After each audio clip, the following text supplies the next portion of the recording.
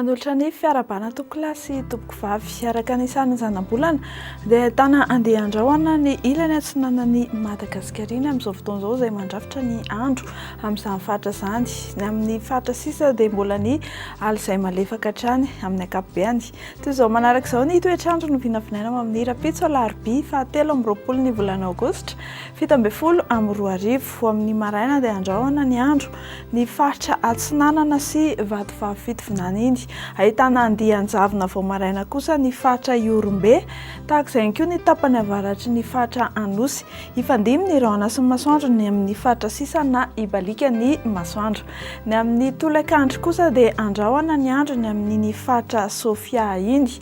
Anorana tandrifin-drahona kosa ny ilany andrefan'ny faritra Vakinankaratra, tahaka izay koa ny faritra Vatovavy fitovinana sy Atsimo Atsinanana fa mety ho araha-kotroka izany indraindray ny amin'ny faritra anatiny.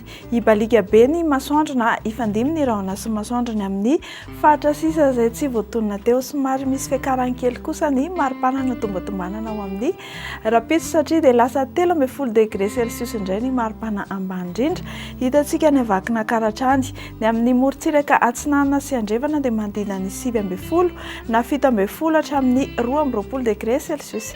Ho amin'ny Rapitso tolakandro indray ny maripana ambony indrindra dia 13 degré celsius hitantsika ny amin'ny faritanin'ny Mahatsangany.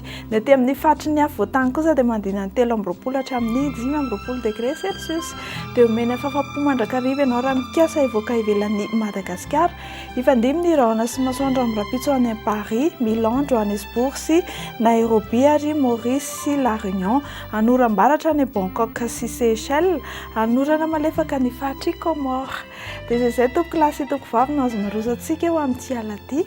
Mirary soanao mandrakariva izahay ekipan'ny Météo Madagasikara ary manome fotoananao amin'ny manaraka indray. Veloma tompoko.